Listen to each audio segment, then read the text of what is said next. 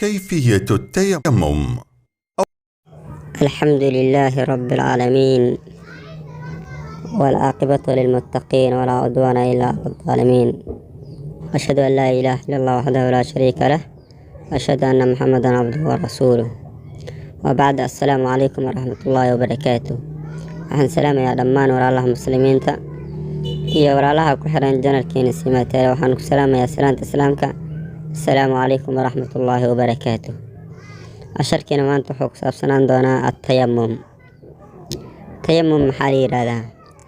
Tayammum waxaa la yiraahdaa adoo u qasdayo Ilaahay subxaanahu wa ta'aala cibaadadiisii ayaa caro oo wanaagsan oo daahir ah ayaad waxaad ku masaxaysaa wejiga iyo gacmaha. waa markaad taagan tahay xaalad markaas aadan ku helinin biyo.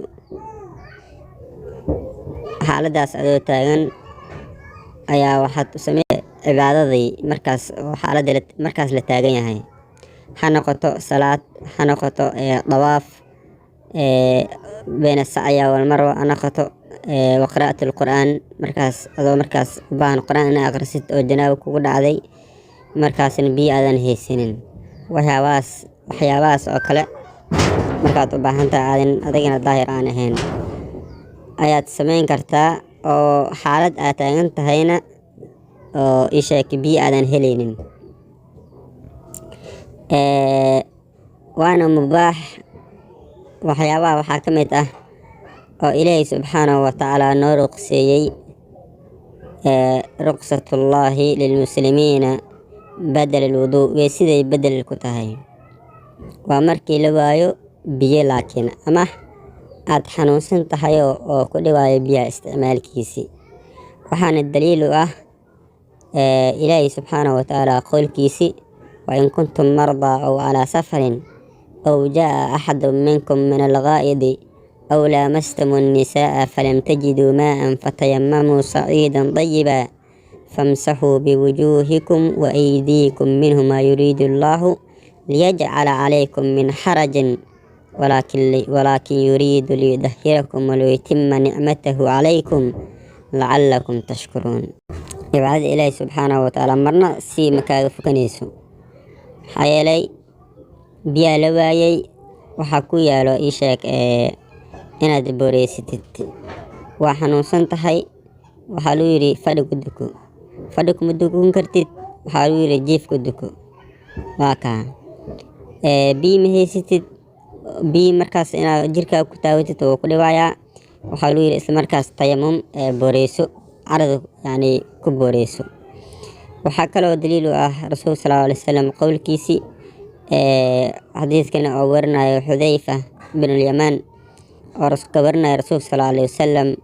وحي رسول صلى الله عليه وسلم: فضلنا على الناس بثلاثة، جعلت صفوفنا كصفوف الملائكة، وجعلت لنا الأرض كلها مسجدا، وجعلت تربتها لنا ظهورا إذا لم نجد الماء.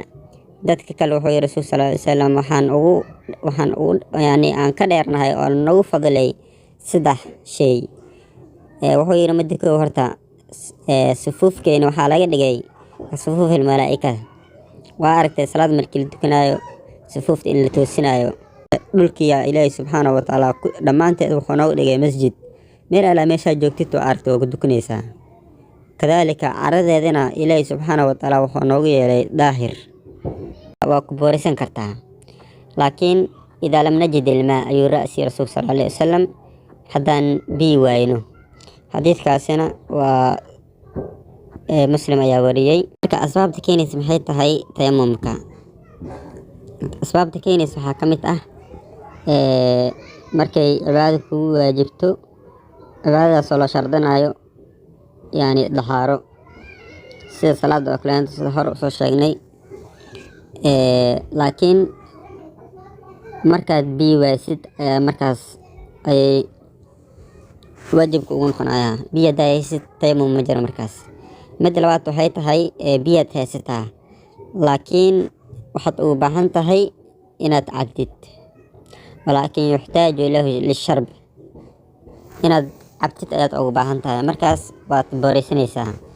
kadaalika waxaad markaas ku sugan tahay xanuun waa ku dhiwayaa inaad yani isticmaashid biyaha ama meel qabow daran ayaad joogtaa oo biyahaas hadii oo markaas jirkaaga ku taawatid nafsadaada halis galayso markaasaad booreysanaysaa. ها يمنع استعمال الماء كالمرض أو البلد الشديد أو غير ذلك من الأعذار الأخرى أما حنون مركز أي قلامت oo ku dhawaa biyaha markaad jirkaaga ku taawatid oo dhibaato ku geysanayo sidoo kale waad xanuunsan tahay biyaha yani hadii markaas meeshii xanuunsaneed oo boogta biyaha ku taawatidna oo infection iyo wax sii qaadayso markaas aad booreysanaysaa. markaan shuruudiisi waxaa ka mid ah marka hore waqtigiisa inoo galo waqtiga duusan galin sidaas weysida oo kale maahan asiga waqtiga markuu galo ayaad booreysanaysaa. qabli waqtiga ka hor lama ogolo. waxaa kaloo ka mid ah shuruudiisi carada oo markaas ku booreysanaysid inay caro wanaagsan oo daahir ah oo wanaagsan inay ahaato. kadaalika marka hore intaadan tayamuminina waa inaad raadisaa biyo inaad raadisid markaa waasid kabacdi ayuu shuruudiisa markaas oo ku ansaxaya.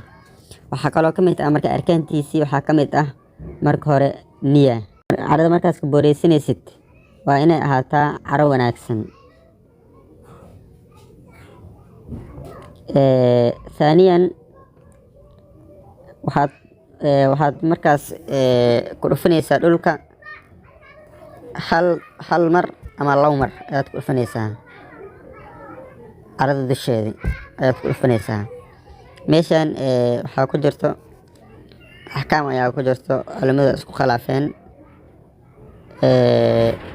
bacd ulama waxay leeyihiin maaliki iyo xanaabila waxay leeyihiin inahaa darbatun waaxidatun yamsaxu biha biwajhi wa kafayhi. hal mar ayaad dhulka inaad niy la imaadid oo niyadaas ah istibaaxat alcibaadaat yani in cibaado markaas ku gudanaysid. kadaalika waxaa kaloo ka mid ah carada marka leeyihiin waa maalik iyo xanaabila waxay leeyihiin hal mar ayaad dhulka dhufanaysaa kabacdi waxaad ku masaxaysaa wejiga iyo kafeenka. waxayna soo daliishadaan rasuulka sallallahu alayhi wasallam qolkiisii inamaa kaana yakfiika haakada ayuu rasuulka sallallahu alayhi wasallam fadarba النبي صلى الله عليه وسلم بكفيه الأرض ونفخ فيهما ثم مسح بهما الوجه والكفيه. hal mar rasuulka sallallahu alayhi wasallam wuxuu yiri hal mar inaad ku dhufatid ayaa kugu filan kabacdina iska afuufsid waxyaabaha markaas ku dhegan kabacdina aad ku masaxayd wejigaaga iyo kafeenkaaga.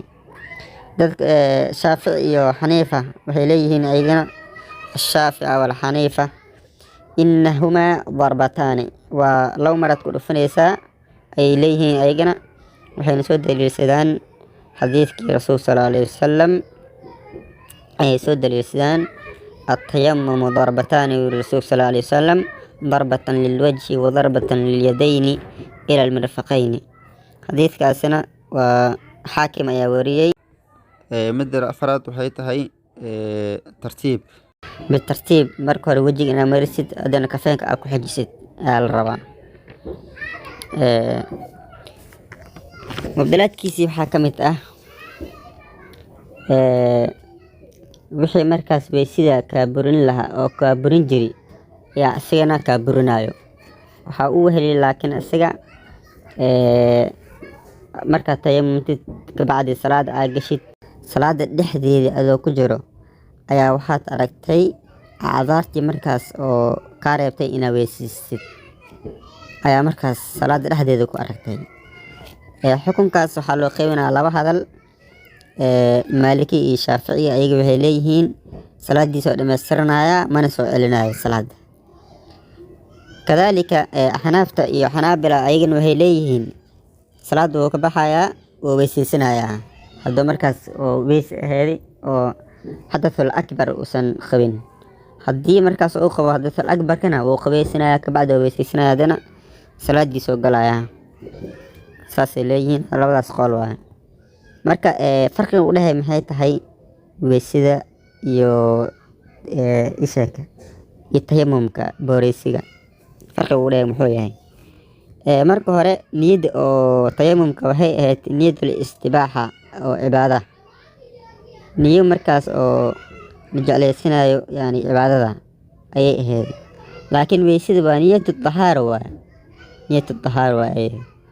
kadaalika waxaa kaloo ka mid ah weysida halka mar aa weysid waxaad ku tukan kartaa salaado fara badan, laakiin tayamumka halka mar aad booreysatay hal salaad bisaad ku tukanaysaa.